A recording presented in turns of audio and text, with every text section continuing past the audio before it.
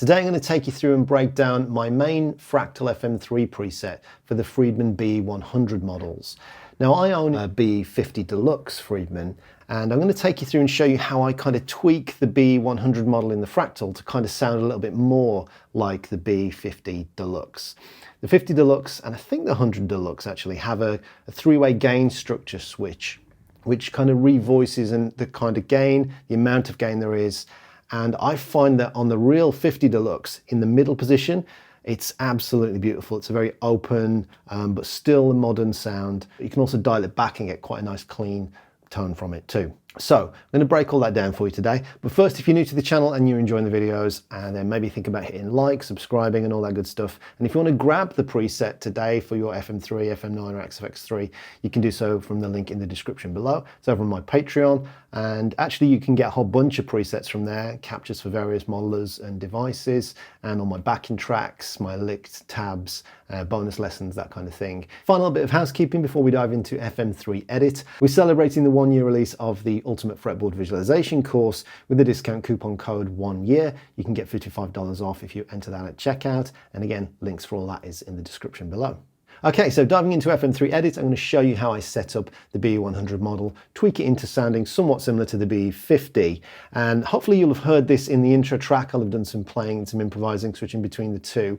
But I've also got the BE50 now set up through the FM3 and the load box, so you can kind of hear how close I kind of got it.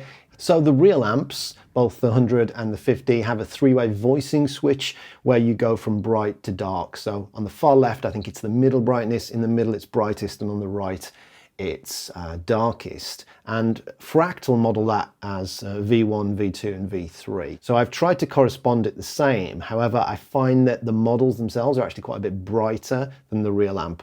So what I'm using is, on the real amp, I might have it in the V1 position, which I find corresponds to the modeled V3 position in the Fractal. And I'll sweep some B-roll so you can see the settings, but they are pretty much corresponding to the settings on the Fractal itself. So here is the real amp. That's the BE channel, and here is my Stinky Opticians preset with very similar settings. Real amp, Opticians.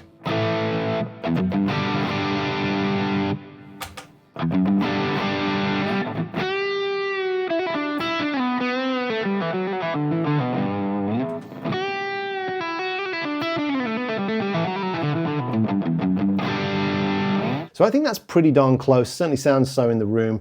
Recorded direct, we shall see, it might be another story. But to my ears and to my fingers and touch, it feels and responds and sounds very similar.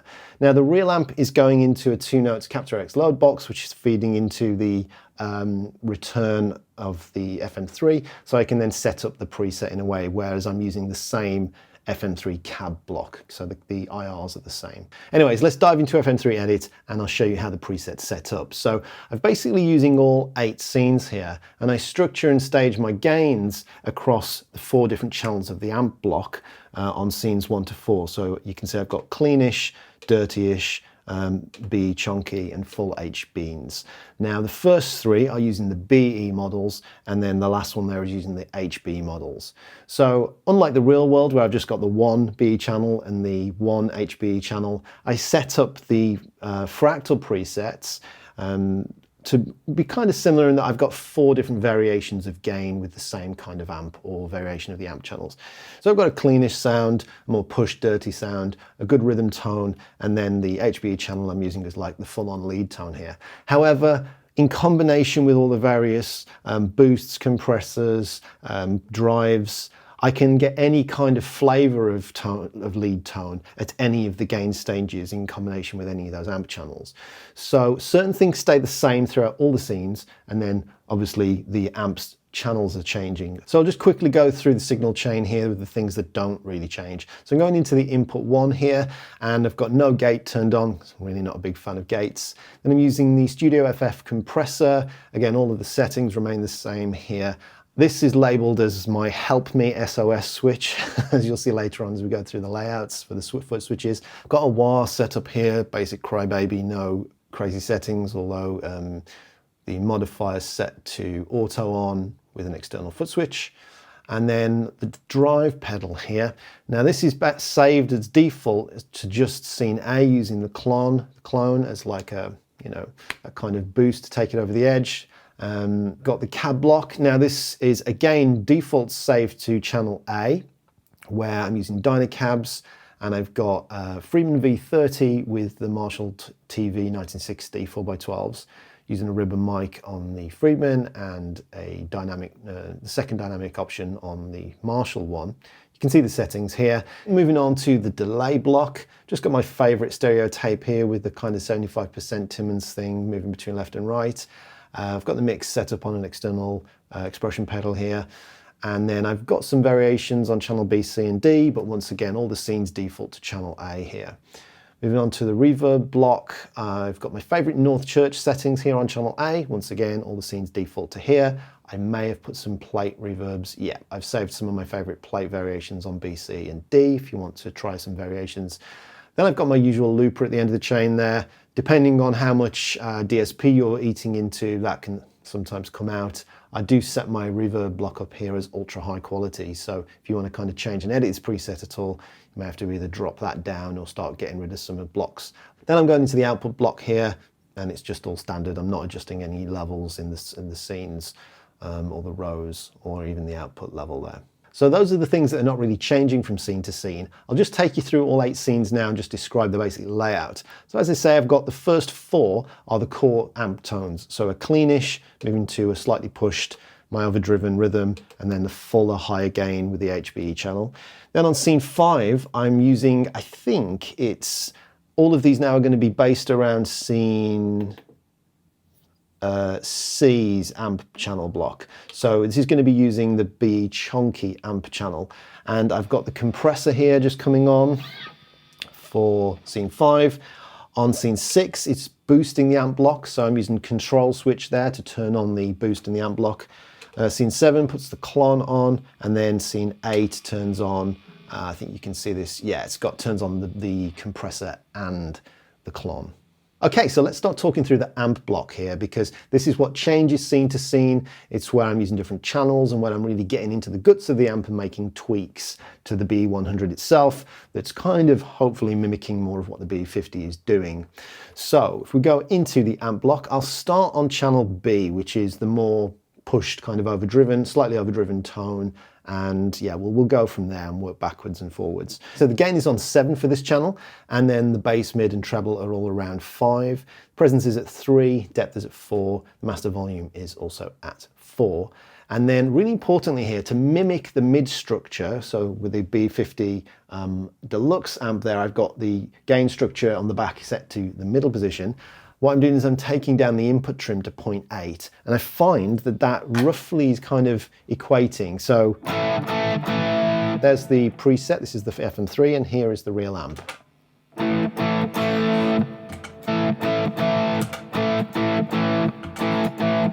Just switching back and forwards there. So FM3, real amp. Moving down into the ideal page here, you can see I've got the boost here assigned to control switch 1, and you can assign that control switch to any of the foot switches. I've got it here within one of my custom layouts here to bring on the FAS boost. We'll go through the boost on the next page here. Same thing for the fat switch. So this is like a mid or fat switch. This is for control switch 2. Again, you can assign that to any one of your foot switches in your layout. I've got it, if I go back view here, I can add my fat switch here. I'm not changing anything else here within this page. So now if we drop down to the preamp tab, you can see I've got the FAS boost selected. The boost level is at 12 dB. I don't think I've changed anything in this page here. You can see my level for actually the amp block is here at -8 dB. If I go down to the power amp, here's where we get some of the first changes. So on the real amp, we've got a response knob, which I think is like the negative feedback control. So what I've done here is set the negative feedback to 2, which is how I've got the real amp set up here. And then I've changed the depth frequency with a bit of Google spelunking to, I think I've changed the depth frequency to something that's more similar to what the BE50 has. So I've changed this here to 120 Hertz. And it's these two settings, the negative feedback and the depth frequency, combined with the input trim, that I think is really getting it a little bit closer from the stock settings of the Friedman model in the Fractal to actually the real amp that I'm playing. So moving down to power tubes and cathode follower, I'm not changing anything there. Likewise for the power supply, I've not changed that. The speaker is set, it's the auto impedance curve here, so this is defaulting to Friedman. I can't remember now if I've gone or moved away from the defaults here, but some of my legacy settings have carried over where I've got a little bit more speaker drive and speaker thump and maybe a bit more speaker compression than the default values. I can't quite remember, but yeah, they're definitely at 2 and 2.5 here. Input EQ is standard, output EQ standard, and then I'm not, on this preset at least, I'm not changing any of the outboard compressor settings. And the result is what I think is a really pleasing, pushed, overdriven kind of rock tone.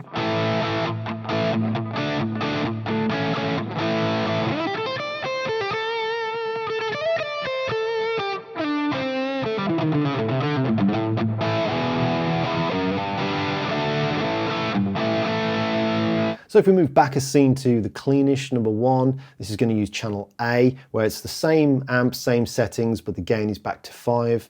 If I move forward to scene 3, it's going to use channel 3. Again, same amp, same settings, but the gains come up to 8 here. And then scene 4, the amp channel has changed to D, where I'm using the BE50 Friedman model. Gains at 8, and then I've just pulled back the bass here to 4, the mid control to 5, trebles boosted to 6, and everything else is the same. So all those settings that we had in all of the other pages here, and as we dive into the guts of the amp, they remain the same as they did for the other channels. And what that then allows us to do is to kind of step through the various gain stages of the amp across the first 4 scenes. So I have a cleanish tone, going down to a pushed, overdriven, more rock kind of tone. But at this point I can dig in on the bridge pickup or come back to the neck pickup and it'd be really clean. The preset itself, Stinky Opticians, saves as a default to scene 2, as I think it's a really good all-rounder for that reason. So with a HSS guitar in particular, humbucker single coil like this Fibonacci Custom Roadmaster, if you play really lightly on the neck pickup, you can still get that cleanish kind of tone, but if I drop back to the bridge and dig in, if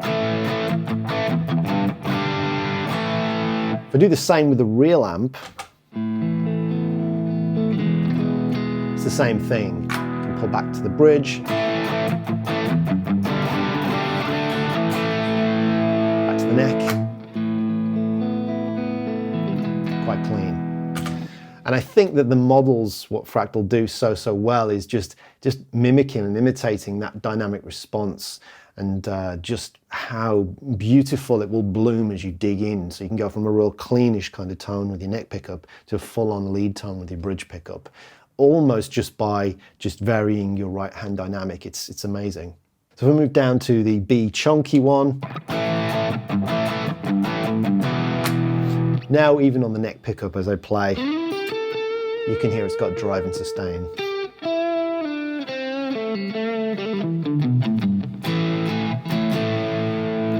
And then finally for the HBE channel down here,